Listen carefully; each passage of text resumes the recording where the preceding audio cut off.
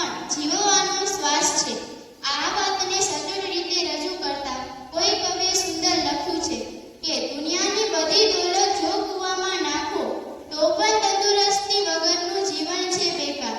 કે જેની કાયા છે નિરોગી એ જ છે અસલી રાજા. કે જેની કાયા છે નિરોગી એ જ છે અસલી રાજા. બાકી તો દુનિયાથી વગાડે છે ખાલી વાજા.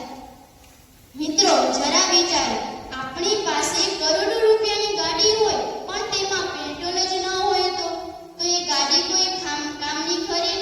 ના, બિલકુલ એ જ રીતે આ આપણું શરીર એ એક ગાડી જેવું છે અને આપણો ખોરાક એ તેનું ઈંધણ છે.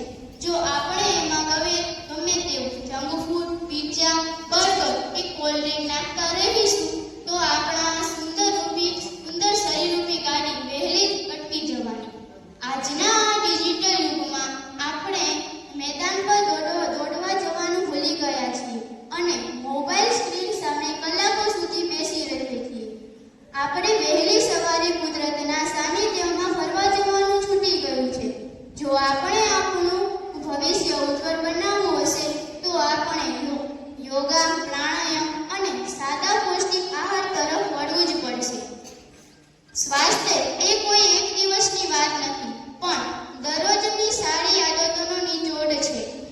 આજના આ મંચ પરથી આપણે સૌ એક સંકલ્પ કરીએ કે આપણે આળસ છોડીશું, રોજ સવારે કસરત કરીશું અને આપણા શરીરને સ્વસ્થ રાખીને આપણા દેશનું નામ રોશન કરીશું.